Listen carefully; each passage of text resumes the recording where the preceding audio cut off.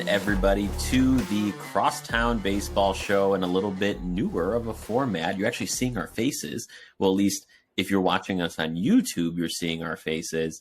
This is the first time we are having a video show. We decided to change things up here at the Crosstown Baseball Show. I'm your host, Anthony Schullo, and with me, as always, is Romanelli. Anthony Romanelli, how are you doing today? Doing well. How are you? Good. I'm really excited. We have a new format for the show. Like I said, if you're watching us on YouTube, that's great. You're watching the very first video edition of the Crosstown Baseball Show. So what this means for us going forward is every week we will go ahead and put out these video shows here on YouTube. So if you're watching us, please subscribe and like this video so that you can get updates on new videos, but then also help us advance the show. That would be fantastic. And for those of you audio listeners who are listening on the way to work, on the way from work, you still can do that through Apple Podcasts, Google Podcasts, Spotify, Anchor, you name it. We're still all there. But this is, I think, a really nice way for us to kind of expand the show, be a little more interactive, and have a little more fun with it. Yeah, I'm really, really excited. Awesome. So we have a big show for you today, guys. We're doing actually two shows this week because we had a great week at Cubs Convention, and that means we have a lot to talk about. So that means we have a all Cubs show this week for both of our episodes. I wanted to kind of, before we even go into Cubs Convention, there's just a few things I wanted to make sure that we talked about on the White Sox side of things. Couldn't leave them out. I had major FOMO this weekend, not going to lie, going to this Cubs Convention, knowing the Sox were not having theirs, and we'll talk about that in a little bit. But what I wanted to do today was just to give you some updates on Sox things that are happening. So the first thing I'm actually really excited about, they mean being the White Sox, actually are going to be making some changes to Guaranteed Rate Field. They are going to be adding what they're calling view bars in the upper deck for 2023. So what I wanted to do was kind of show off those view bars and kind of show everyone what they look like, because I'm really excited about them. As a season ticket holder in the 500 levels, it's nice to see them put something new in. So let's take a look at those, Romanelli, and I'm going to go ahead and show those here. They're really neat. So what's going to happen here is they're in sections 516, I believe it's 546. They're going to essentially take out, as you can see here, those first 7 to 8 rows of that section and put in this view bar that you can actually sit, enjoy a drink or two with some buds, and go ahead and watch the game from that bar area. It actually looks kind of sick. It does. I really like it. It reminds me a little bit of the 300 section at the United Center where the Bulls play, where you can go to the bar and sit and hang and watch the game. I think it's a nice added dimension to the upper deck, to the 500 section specifically. I think it'll be... I think it'll draw more people there than they initially believe, honestly. And I think if that one works out, you said there's 2 of them? Yeah, there's going to be 2. So imagine, if you can, for those of you who've been to Guaranteed Rate, imagine you're in the section that's upper deck, kind of right behind first base, or right beside first base and right beside third base. That's essentially where they're going to be up there. Yeah. So I would be curious to know, if this goes well, will they do it? Will they add more? Anything's possible in the off season, and they could very well add more the following season. But I think it looks really cool. I would see myself going up there for a drink or two. Totally. Well, I'm excited to go opening day and actually check them out, and I'll report back for sure. And I know you and I are probably going to a Cubs Sox game there this year, so we'll give a chance to check it out together. But I'm kind of a ballpark geek. I get really excited about anytime there's like a new ballpark, or anytime like any other team makes changes to their ballpark. Like you saw, the Cleveland Guardians are making some huge changes to Progressive Field. You and I were already excited thinking about doing a road trip. It looks really cool. Yeah, and I've been to, when they were the Indians, I've been to that field. So to see those changes would be fantastic. We made a whole weekend of it and did the Rock and Roll Hall of Fame. But nice. Yeah, it was fun. But I would definitely like to see what they're doing. For sure. We'll definitely have enough time to talk ballparks, especially as we get into the year. Anthony and I are going to go ahead and go to some ballparks. We'll probably hit Wrigley and Guaranteed Rate, and who knows, we'll give you some good content from there perhaps. So one other thing I wanted to talk about on the White Sox side of things is the White Sox actually did make a minor league signing this week. They signed second baseman Hanser Alberto, really just adding to their list of possible second basemen. I'll make this brief, but one of the big holes that the Sox have for 23 is still who's going to start at second base. And instead of having on the other side of town someone penciled in like the stupendous Nico Horner, Sox don't have that. And so instead of getting someone who is a bona fide second baseman, seems like just another death piece between Hanser Alberto, Romy Gonzalez, Lenine Sosa. Really no one that's, stepping up and is a no-brainer. Hey, that's your starter. So, this is just, I think, them trying to get some depth, seeing who steps up in spring training and saving some money. Yeah, that is 100% what I believe. They have no one there. So my guess is whoever plays best out of spring training, that's their job. It is no one's job to lose because no one has that job, but that is a job to be earned. So we'll see who comes out of spring training swinging well, playing some good defense, and getting some ABs at the major league level and see what happens. Absolutely. I may have said this on this show before, and I'll say it again. At the end of the day, as much as I would love to see someone step up there at second base, that is not what's going to dictate this season. It's going to dictate health. It's going to be your big boys stepping up, your Luis Roberts, your Eloy Jimenez. So we'll see. It's not a big deal, but still something that I would like to see, obviously. So what we're going to do today, folks, is before we get into Cubs convention, the Cubs actually had a signing of their own. I know Romanelli was super excited about this when he heard it. So audio listeners, please catch my sarcasm. But the Cubs did sign first baseman, outfielder, DH, Trey Mancini. They actually signed him. Reports are out that it was a 2-year, $14 million deal. It actually does have an opt-out after the 23 season, and actually includes an additional $7 million if he hits, I believe it was 350 plate appearances. So that's huge. What were your initial thoughts when you saw this? I didn't have any. I don't. He doesn't excite me. He doesn't. I think again, while we have Ballinger stopgapping center field, you have Hosmer and now Mancini potentially platooning first base. I think the incentive for the 350 plate appearances at $7 million, I'm going to almost guarantee you that behind closed doors, they're telling Rossi, don't you dare get him up there that much because we're not dropping an extra $7 million. Right. I don't see him opting out of $14 million. But I also don't see him being around for the 2 years. I just don't. Unless he goes on some tear, I think Hosmer starts there. We'll see how well he does. And obviously we're all hoping for the best out of Hosmer. One thing I thought about, knowing that, oh my God, all of a sudden I'm drawing a blank. The first base kid. Why can't Mervis. Thank you, Jesus.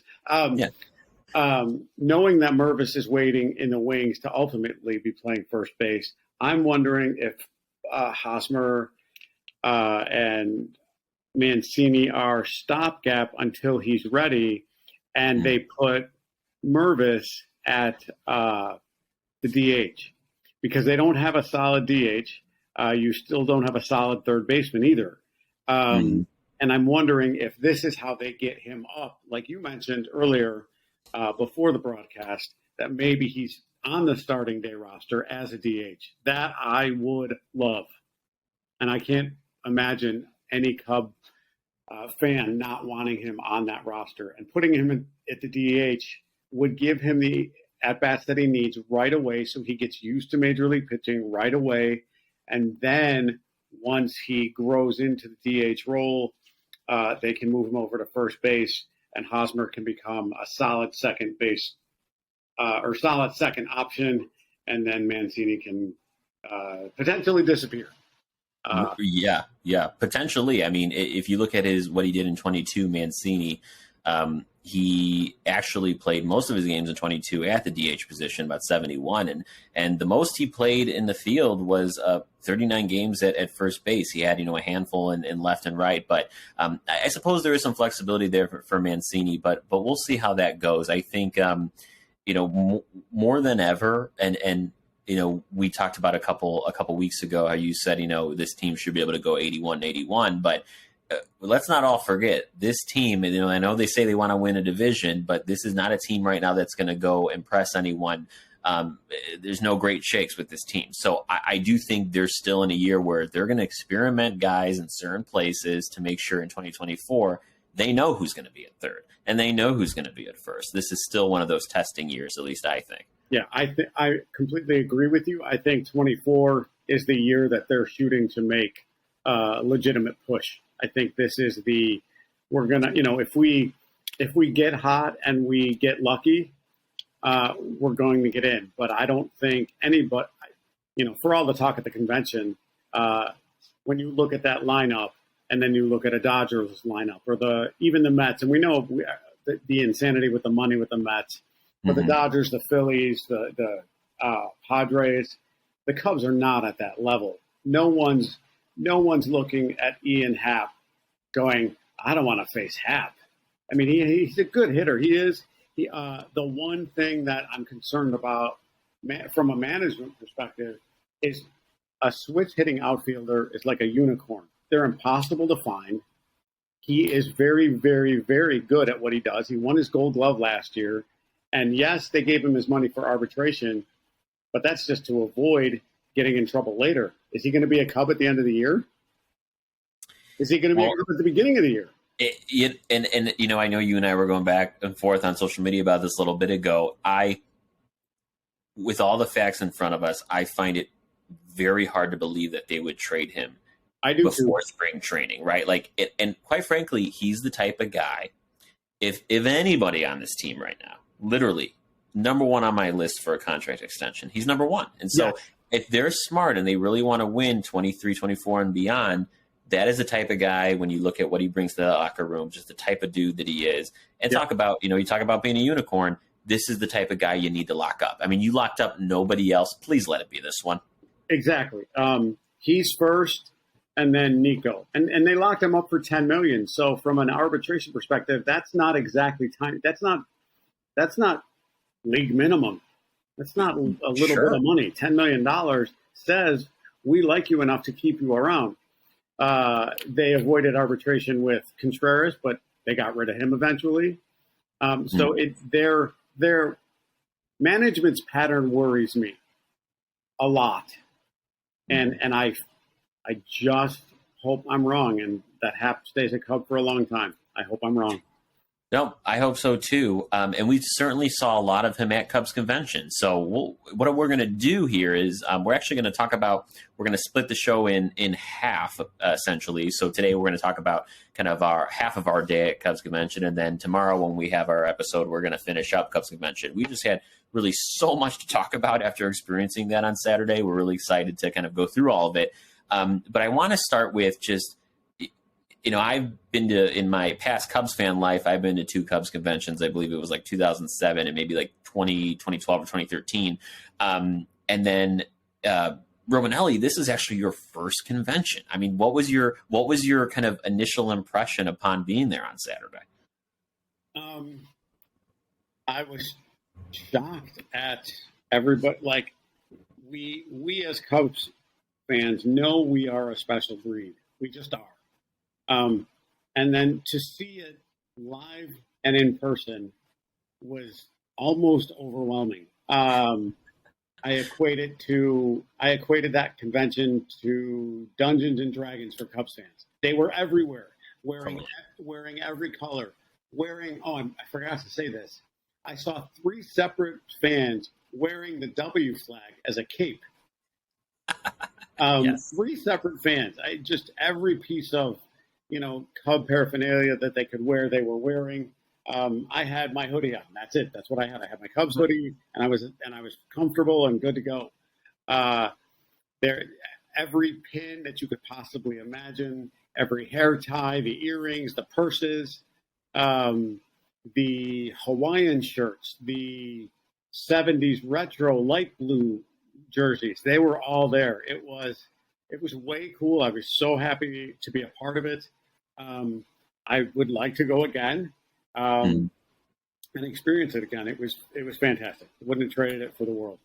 It was really cool. You know, obviously, being a Sox fan, I'm gonna be honest with you, I left there on Saturday in the car driving back, and I'm like, shit, like I just am so irritated that the Sox didn't have theirs, and only because when I see all those fans together there and kind of those people coming together, maybe miss baseball and get really excited for spring training in a month, but like that's what I love about this sport more than anything is its true ability to bring people together. And you saw it on Saturday. There was not a frown in that crowd. No. Everyone was there having a great time, and it just made you feel great. Yeah, super excited. I do have to take a hard left turn for a sec. Okay. Did you drive in or out on Lower Wacker through Lower Wacker on Saturday? I did. Both in and out. Okay. Yeah. So anyone who's driven through Lower Wacker, I just want to have a Lower Wacker vent for a moment. Okay. Sure. When I drive into Lower Wacker, it's like I'm driving into a different dimension. Okay. Oh, yeah. Yeah. Like it's like a totally different world. Like all of a sudden everyone becomes Dale Earnhardt like when they get into Lower Wacker, and it's like a free for all. Like I just don't understand. I absolutely love Lower Wacker.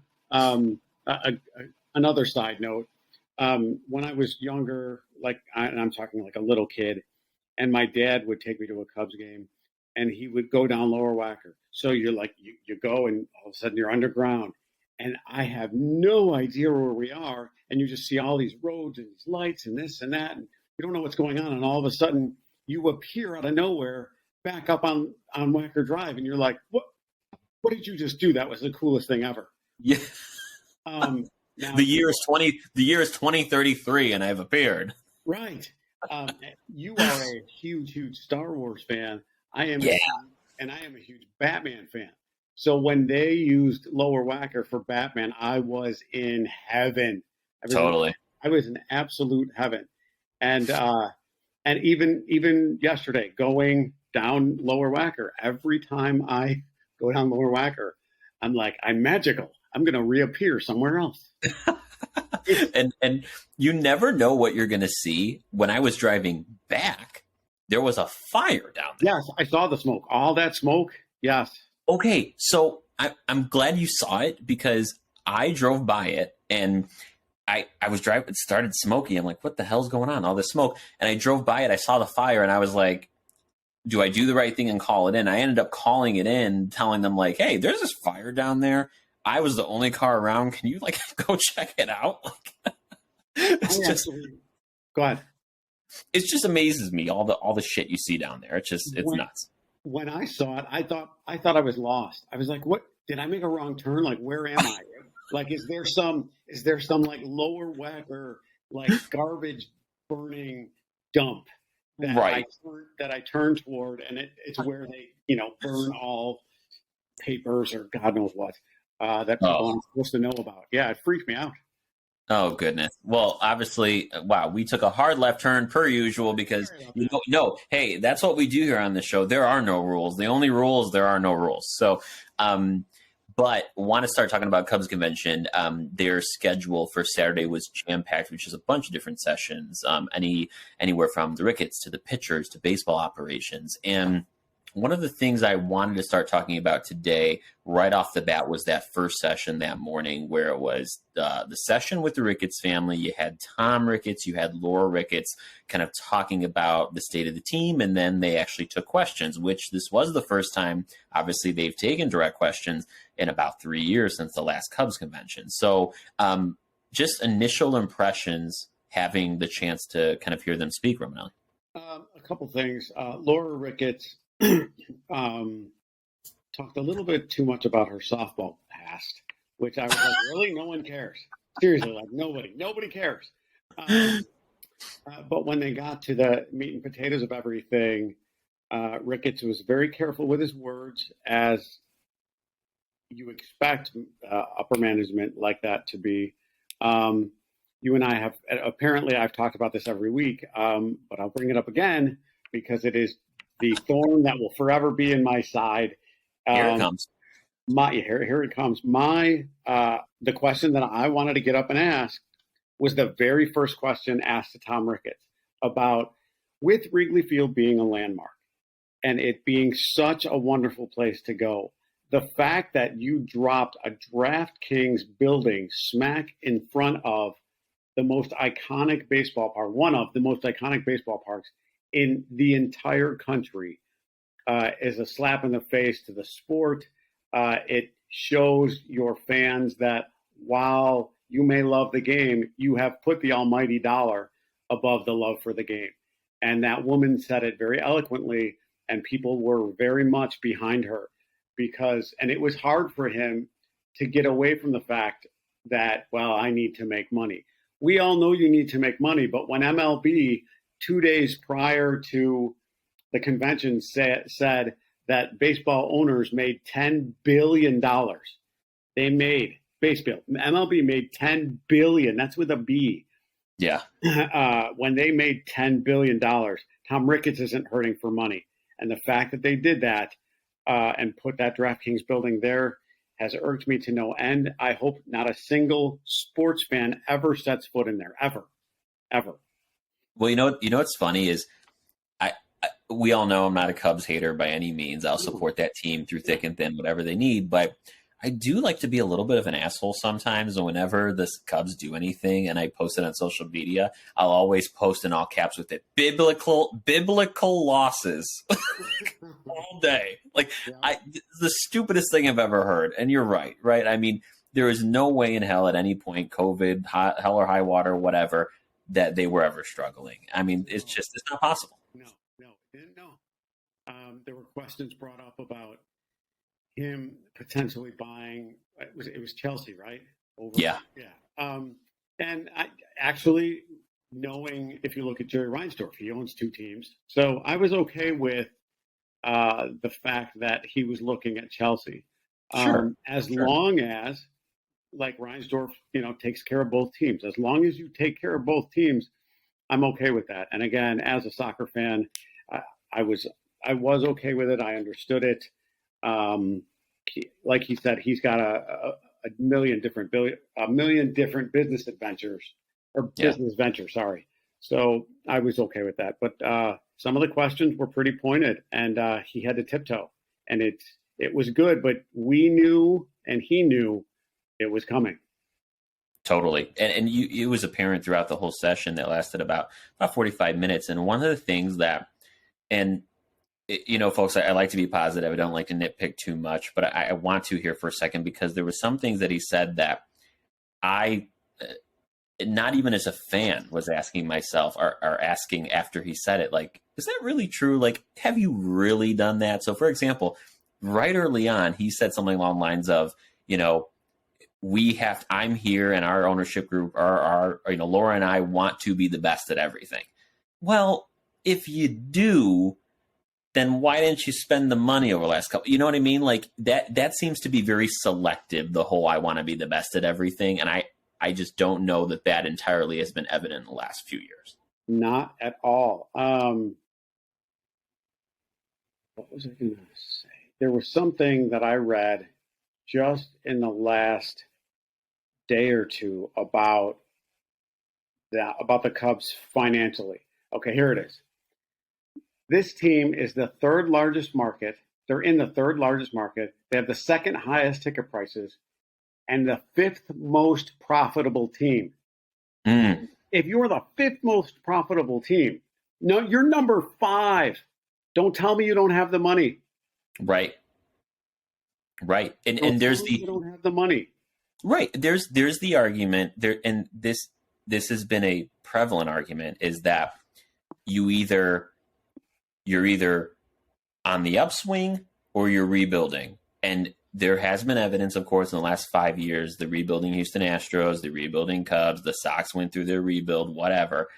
But if you're a team making that much money, you could do what the Dodgers do, which are in just a annual state of competition where they're growing a farm system and pouring into their major league roster. And I don't know why the Cubs, making what they make, don't understand that you can do both at the same time. And I think that's where a lot of the frustration comes in. Yeah, without question. When we're in the world of information where anybody can find out anything, and I found that out earlier today through the Sun Times, that they are the 5th highest profitable team in all of Major League Baseball, you have no excuse. Mm-hmm. You have no excuse. Right. Right. Now there's two sides to that story as well. One, you have to make sure you find the right pieces. 2, do you have the money? Question number 2 is answered first. You have the money. Right. So now go find the pieces. Don't tell me you don't have the money. You're lying. We all know. Yep. We all know. It's the truth. Go spend them, and you're not even doing. We're not, the Cubs fans aren't asking you to do what the Mets did and spend $300 billion. But when the Cubs are 13th in spending, that's just above middle of the road. Mm-hmm. And you still, and again, you make money way up here, and you're barely spending money here. And we're on TV, so people can see this now. We're on YouTube. Hello. We're on YouTube. Look, subscribe. Subscribe on YouTube. Yeah, this is I call this the Sunday night 7:15 font. That's awesome. That's awesome. Thank you very much. Very beautiful artistic skills, by the way. Thank you. My cat could do better. So yeah, they have the money. Go spend the money. You have the knowledge and experience in Jed and Carson, right? That was his name? Carter Hawkins. Carter. Sorry. Thank you. You have the experience in both of those guys. Go do what you do well and go spend the money. And here's the thing. We're talking about spending money, and this applies also to the extension conversation or the lack thereof. And that's something that Laura and Tom spoke about a lot in that session, was the excuse me while I get into my dramatic mode, the pain and the heartache of letting Rizzo go. Well, let me tell you something right now. And of course, we are not privy to being in the room and knowing what people are actually thinking and feeling. I am not buying this thought of, oh, we couldn't get it done with Rizzo. I feel like he would have stayed. If you gave him the right deal, he would have stayed. And of all those people they didn't extend, that is one fans are not going to easily forget. He is this generation's, would have been, and still probably will be, this generation's Billy Williams. Forever loved. Forever loved. Yes, Sandberg is getting his statue, but Rizzo helped win the ring. You can't compare the two.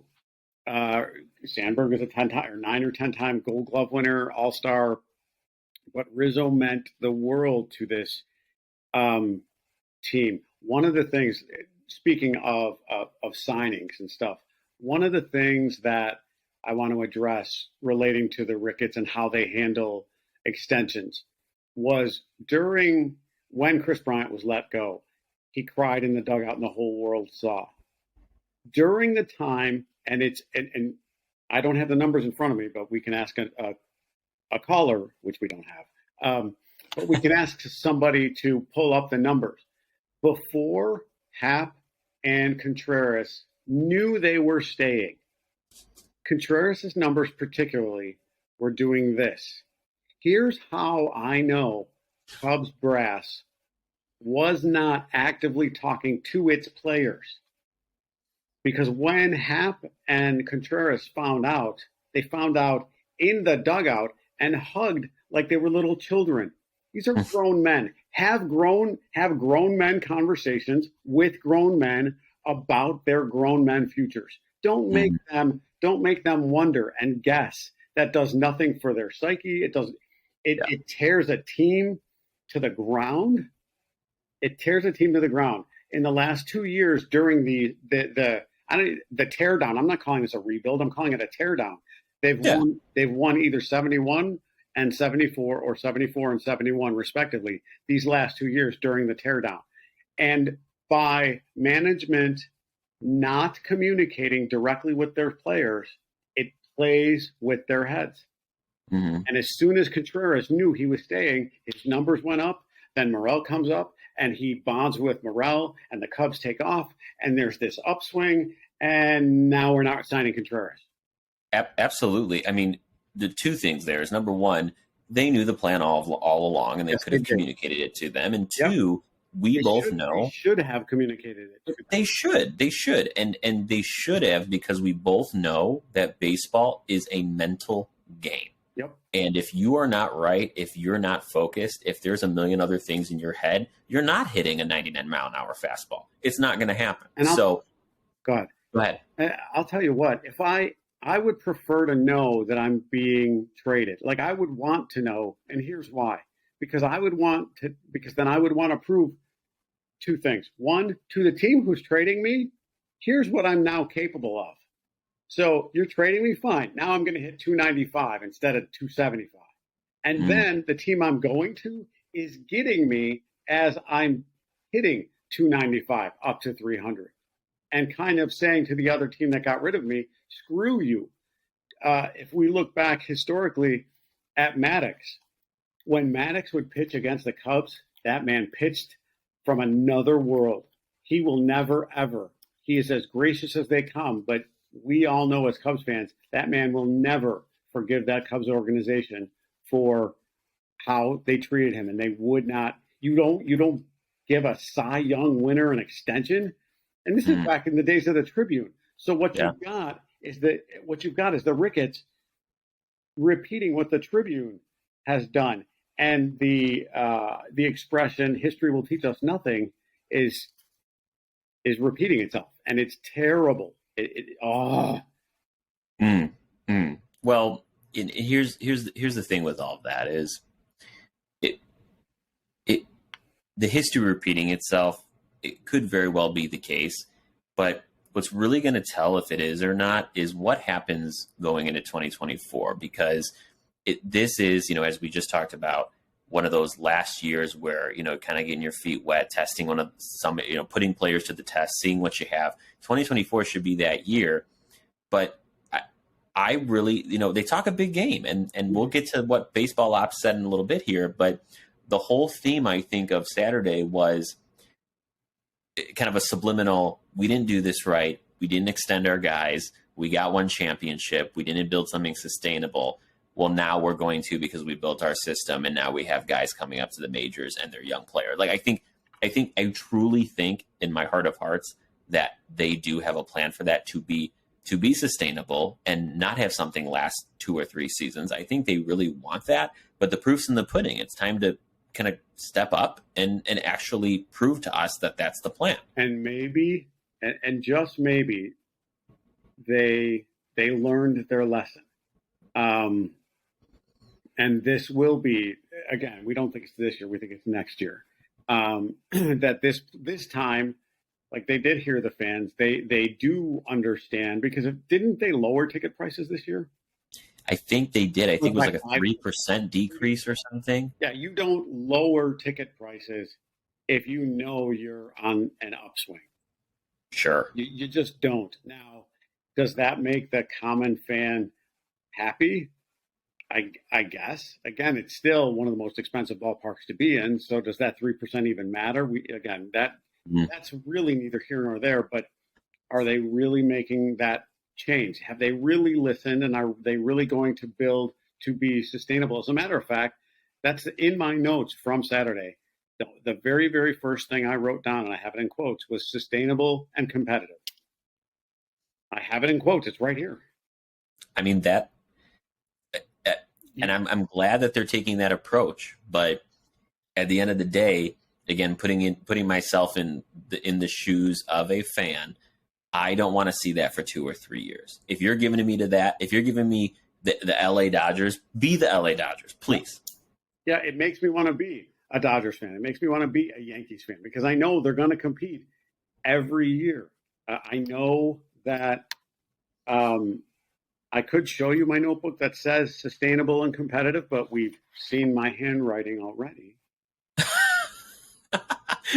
A reminder, I am so bummed if you're listening to this in audio and cannot see his beautiful highlighted sign. So please go to YouTube. You know what? What we can do is later, I'll send this to you, and we can put this on our next show. There you go. Or something. Perfect. Something. We don't want to spare anyone that sign. We can put it on our Facebook page, our Twitter page, written by a 4-year-old. Oh, geez. No one would ever know. Yeah. Hey, I have a 4-year-old. They would think that it was my daughter's sign. Perfect. Now, one of the things we're talking about, before we leave this kind of extension situation, sure. One of the things that I believe it was Tom who said this. It was very interesting. He said that this team is trying to avoid problematic contracts. And I think we all knew what he was talking about. You know, mm-hmm. Those problematic contracts being those ones that are going into 10, 11, 12 years, paying someone into their late 30s, early 40s. And here's what I'll say about this before I ask you your thoughts, because I know you have a lot of thoughts on this. Two things that come to mind with these contracts. It's kind of like a stuck between a rock and a hard place situation, to be honest, because do I think those are problematic contracts? Can they be debilitating at the back end? Of course. You have an older guy who's not performing. You're paying him $25, $30 million a year. I get that. At the end of the day, I think the market's going to force these teams, and we're seeing this, to pay those players those things. If you want those players and you're not going to pay them, someone else will, and that handcuffs teams. It does. It does. We have the good fortune of being one of the most profitable teams. So we do have the money. So when it comes down to it, we will be able to pay them. However, the comment of being stuck between a rock and a hard place is spot on, because the Cubs in the past, the two contracts that I thought were exorbitant was Soriano's contract at the time. It was like, I don't know, was it 8 and 160 or something? And then now, was Hayward's contract worth it? That's a legitimately really, really, really good question. Here's why. Here's why. You have an all-star Gold Glove right fielder, as professional as they come, as kind as they come, clubhouse leader, ultimately will go down in Cubs lore as the one who began the locker room speech during the rain delay. Mm. So, but they also let him go a year early and are on the hook for that $40 million or whatever it is. If he comes up, or I forget the ins and outs of that contract, but the Cubs are still on the hook for some of that money today. So, I mean, is it worth it when you as a Cubs fan specifically got the one thing in your lifetime that you wanted? You got your world championship. So I mean, was it worth it? I mean, talk about the most expensive motivational speech. It's $184 million rain delay motivational speech. You're going to just hire Tony Robbins to do the damn thing, have him come at Game 7 in the 9th inning. I mean, yes, I agree with you, right? And this, I do agree with you. At the end of the day, it's worth it for Jason because there's intangibles, right? We know what a clubhouse leader he is. We know what he brings, and kind of taking the younger guys under his wing. I think that's all very important. Now, I'll ask you a question this way. Another way to think about it is, say the Cubs were really serious about Carlos Correa, which it sounds like for a hot minute they actually were. Yeah. There was talks. They went out to dinner. I'm sure they had a great, steak, shrimp dinner, whatever. But if they came to you and said, we're going to sign Correa to 11 years, it's going to be $32 million a year, but he's going to perform at his peak level for 6 out of those 11 seasons, and you're going to get 2 World Series championships. Are you signing up for that? That's tough. It is tough. It's a really tough. I don't know that there's a clear answer. If you're guaranteeing, I mean, what people forget about the Cubs during that World Series run was they were still in the playoffs for 5 of those 6 years Yeah. and won the division. So that was a phenomenal team that made money and then some 10 times over, like, or having made, like, got more than what they paid for out of so many of those players. Is Correa worth the 10 years, $300 million? I don't know. I'm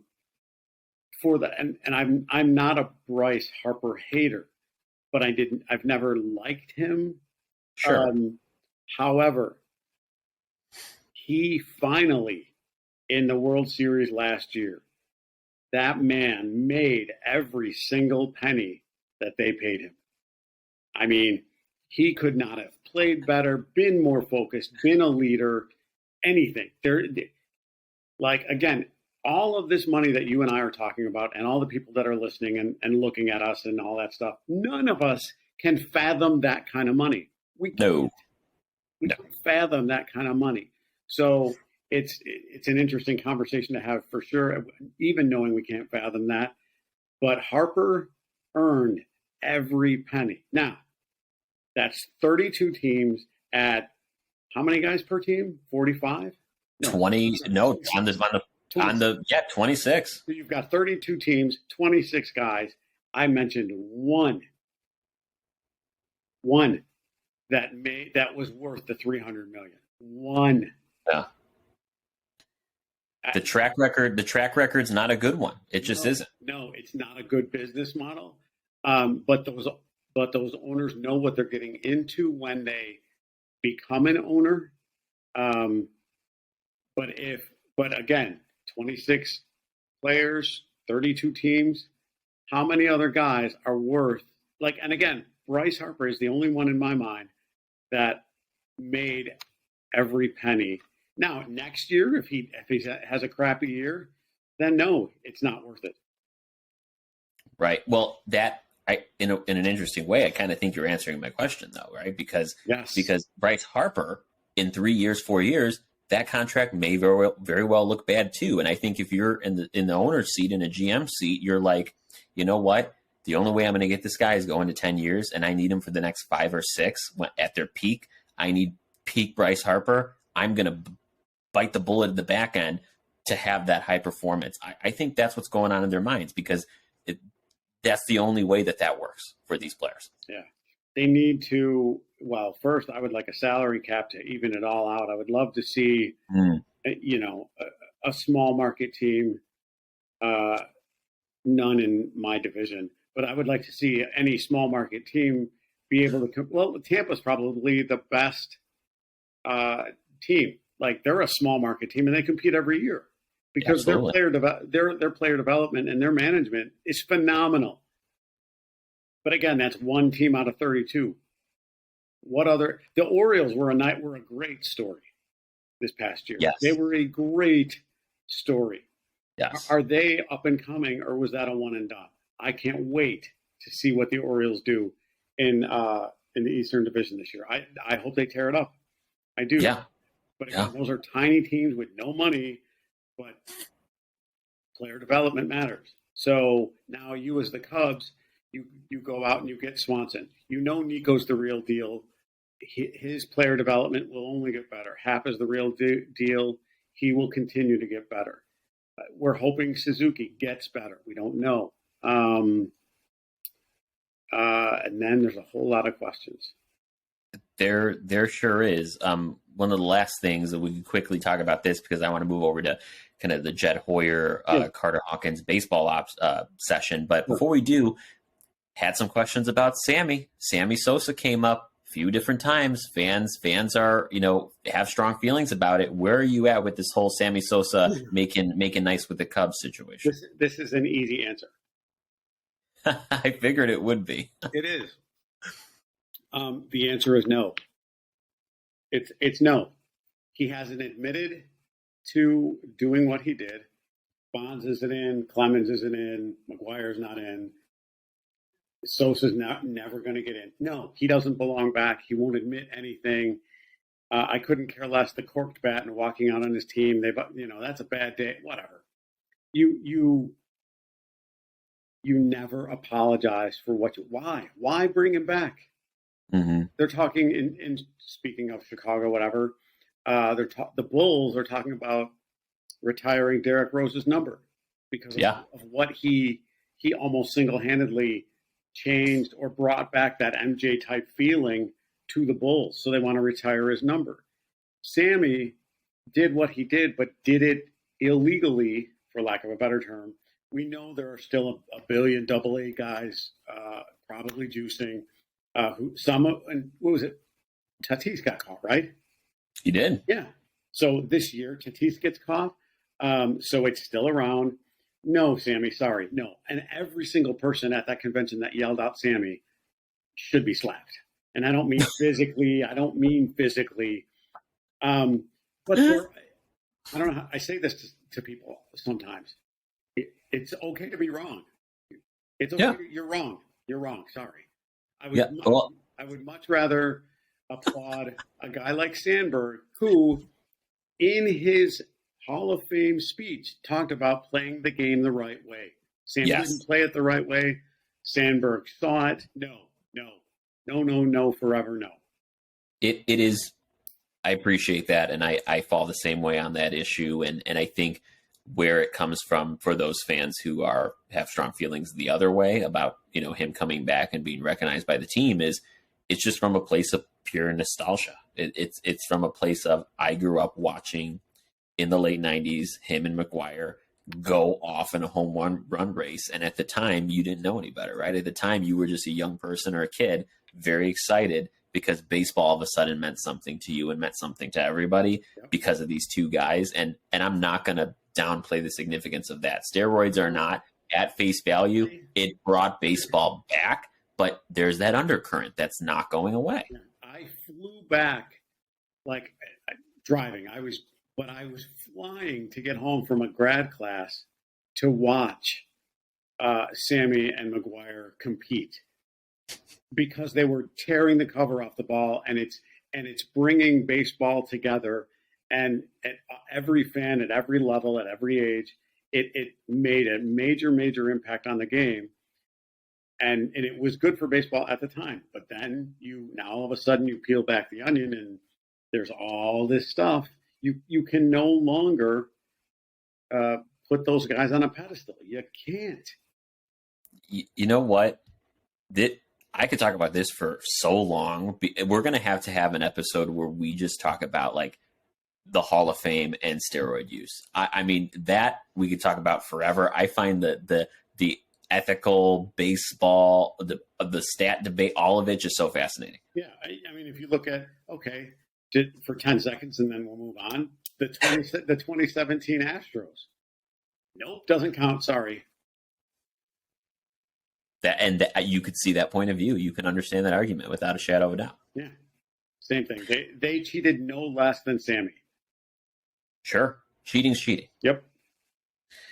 Wow, good stuff.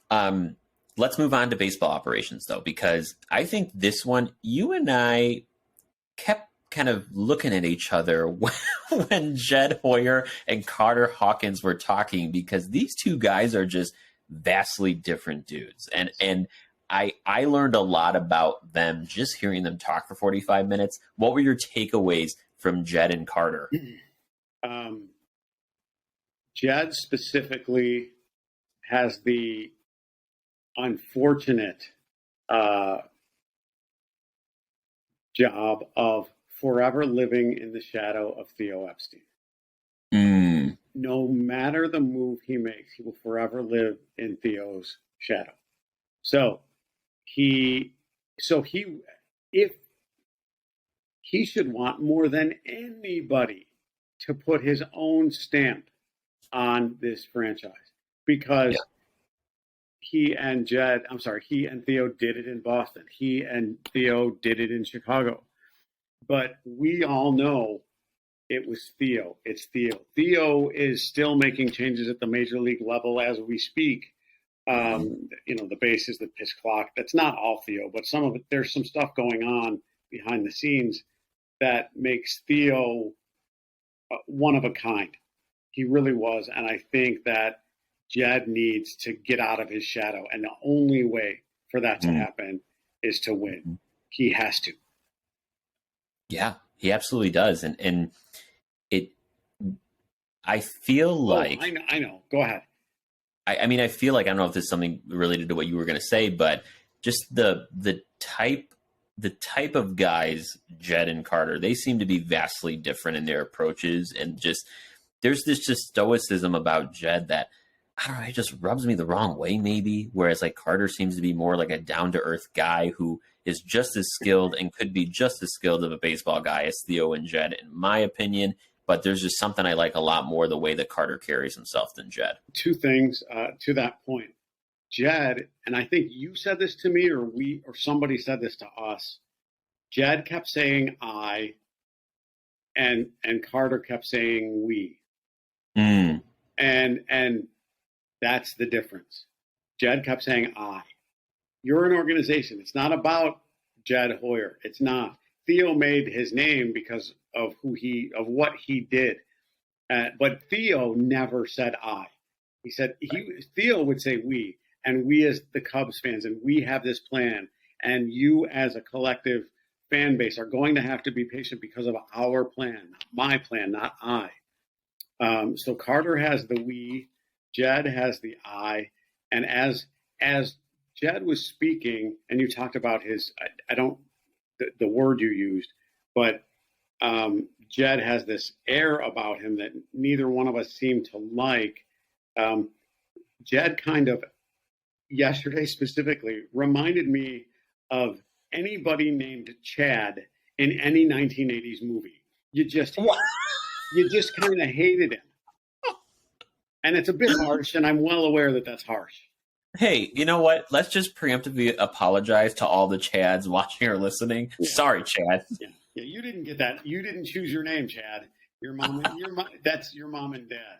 You can blame your mom and dad for that. But he had that air, that air about him. Jed did. That's just like, nope, mommy and daddy's a lawyer, and they're going to get me out of this, and it doesn't matter. And it was the I versus the we that stuck with me. Once that, I don't know how we heard it yesterday.